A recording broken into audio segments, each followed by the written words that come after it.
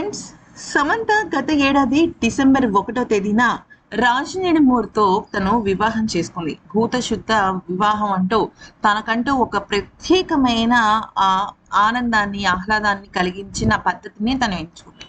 అయితే ఆ క్షణం నుంచి కూడా మనం గమనించినట్టయితే రాజనేడుమూరు ఎక్స్ వైఫ్ అంటే మొదటి భార్య శ్యామిలి చాలా ఎక్కువగా పోస్టులు చేయడం మొదలుపెట్టింది. కొన్ని సమంతకు వ్యతిరేకంగా, కొన్ని సమంతకి గురించి కాకుండా జనరలైజ్డ్ వ్యూలో ఇలా రకరకాలుగా పోస్టులు పెట్టింది. అయితే కొన్ని పోస్టులకి సమంత లవ్ రియాక్షన్ ఇవ్వటం అనేది చాలా పెద్ద సెన్సేషన్‌గా మారింది అప్పట్లో. ఒక 3, 4 మంత్స్ బ్యాక్. అయితే తాజాగా సమంత ప్రెగ్నెంట్ అన్న విషయాన్ని మొత్తం అక్కడ 'మా ఇంటి బంగారం' డైరెక్టర్ నందిని కానీ, లేకపోతే చిరంజీవి గారు గానీ వీళ్ళందరూ కూడా షేర్ చేయడం జరిగింది.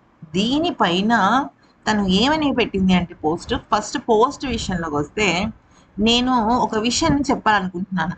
సెలబ్రిటీ అయినా, నార్మల్ పర్సన్ అయినా సరే, వాళ్ళకంటూ కొన్ని మంచి మంచి తీపి జ్ఞాపకాలు ఉంటాయి. ఆ తీపి జ్ఞాపకాలు లోపలికి వెళ్ళిపోయి ఏదో తెలిసేసుకుందాము అని ప్రయత్నిస్తే మాత్రం అది అవతల వాళ్ళకి కానీ, తెలుసుకుందామని ప్రయత్నించిన వాళ్ళకి కానీ అంత బాగుండదు.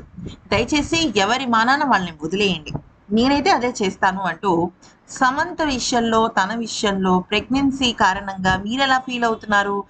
మీరెలా ఫీల్ అవుతున్నారనే ప్రశ్నలకి తను ఫుల్ స్టాప్ పెట్టింది. అయితే సమంత కోసం తను ప్రత్యేకంగా ఒక గిఫ్ట్ పంపించిందట. అదేంటి అంటే సాధారణంగా పసుపు, కుంకుమ అంటే ఎవరైనా గర్భంతో ఉన్నవాళ్ళు గానీ, లేకపోతే ఎవరైనా ఆడవాళ్ళు మన ఇంటికి వస్తే మనం చక్కగా పసుపు, కుంకుమ అవి పెడతాం. చీర అవి పెడతాం. అయితే ఇక తను ఏకంగా గర్భంతో ఉంది కాబట్టి తనకిష్టమైన పువ్వులు, పండ్లు, స్వీట్స్‌తో పాటుగా ఒక ప్రత్యేకమైన శారీని పంపించిందట.